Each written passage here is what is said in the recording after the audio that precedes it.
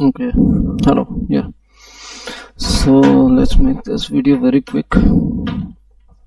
And I've got the site opened, and I've got some Chrome extensions installed to get the web page size. First one is page page inspector. Where is it? Yeah, this one. And then there is another image size. Yeah, this one. And the third one is like right click enabler. Okay, these three extensions I'm going to use now. Let's close it and let's Control Shift R reload the page. Okay.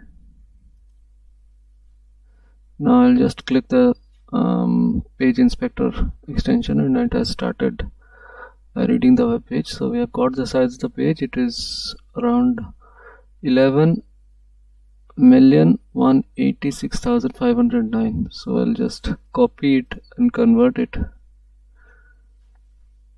to kilobytes. So normally what happens is we can take a standard that a web page generally should be somewhere between 100 KB to 500 KB, 450 to 500 KB, and we can see that this page is around 11,186 kilobytes, so it's a lot heavier than the allowed limit. There is a lot of scope for optimization if the page size is considered. And see, I'll not get into the details, but mainly the weight of the page is due to three factors.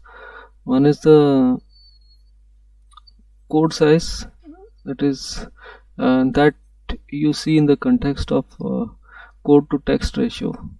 The more text the better. Okay, and the second factor is the images, the third factor is the videos. Okay, and the extra resources that actually the page is loading, right? So let's examine a few images. So what happened is this, when you are just right clicking on this page, the right click is disabled, so that is why I installed this extension. I'll just click on it and now the right click becomes available. So we are just inspecting this particular image. So I'll click and you see this image is like, if the top image itself is like 410 KB, then other images should be following that kind of line. Okay, so the image size should be generally less than 50 KB. Try to make it below 100 KB. There are online compressors available. You can find out and compress it. And if you want, I can give you the links also. Okay, so I think these three extensions will help you a lot.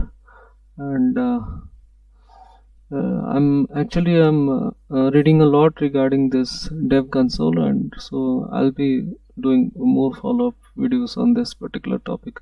But for now, you can actually see the web page size and as well as the image size, and accordingly you can just compress it and reduce the size of the page. So thank you very much.